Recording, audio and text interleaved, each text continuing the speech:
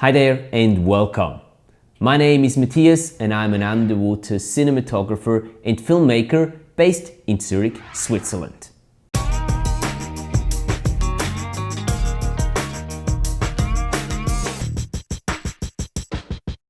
The equipment I have been using for, let's say, the past 2 years to capture my underwater adventures is my trusted Panasonic GH5S, which is here in a Nauticam housing.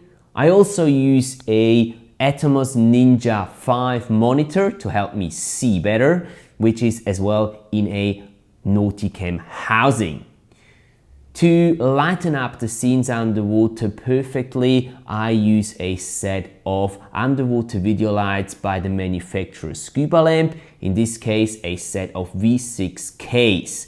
They each boost 12,000 lumens of power.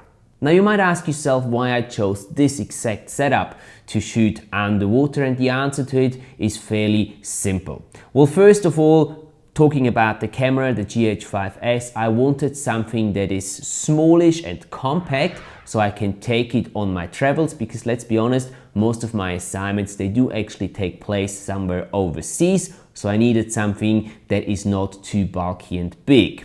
So the GH5S definitely ticks that box. Also, I wanted a camera that gives me exceptional video quality. Again, the GH5S ticks that box. First of all, with a color depth of 10-bit and a chroma subsampling of 422, it actually gives me a lot more leeway when we come to color correction in post. And that's a quite important step in making your underwater footage look really good, in my opinion at least. Secondly, this camera lets me record in 4K 60p internally, which is fantastic for such a small camera, and at the time it came out, it was something quite unique.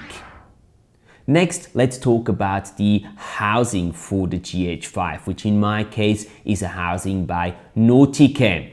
Now, as you might know, there is many different manufacturers offering housings for cameras like, for example, the GH5, and the reason for me why I chose a Nauticam housing is simply because the housings are very reliable, they're built in a very sturdy way, and I can actually access every single function of the camera through the housing, and I find that incredibly important.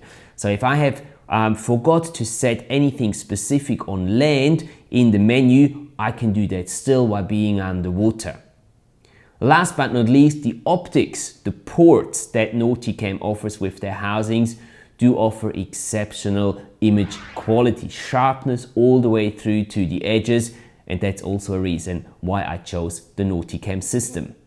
Moving along to the monitor, the Ninja 5, and as you can imagine, why I chose to actually have a separate monitor on my housing is simply because it's so much easier to actually see what you're filming by having a separate monitor on your housing. Not just that the monitor is much larger than your monitor that you get on the backside of your GH5, of your camera, but it is also rotatable. So with this monitor, I can position it whichever way I like, while I can still have the camera positioned perfectly on my object.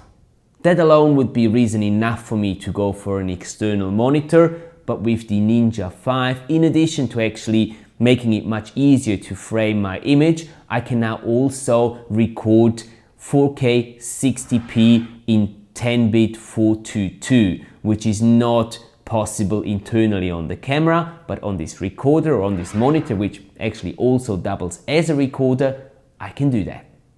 And last but not least, let's talk about the lights, the underwater video lights. If you've got any experience with filming underwater, you will know that you will need an artificial light source as soon as you go down below 10-12 meters underwater.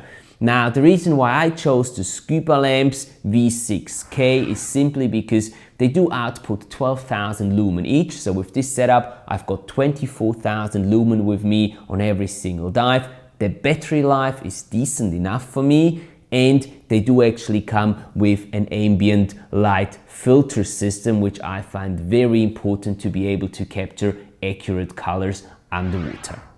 And that's about it. That's my underwater cinematography system. If you guys do have any questions regarding the system or why I chose to film with this system underwater, please feel free to shoot me a message through any of the channels that I'm on, Facebook, Instagram or YouTube.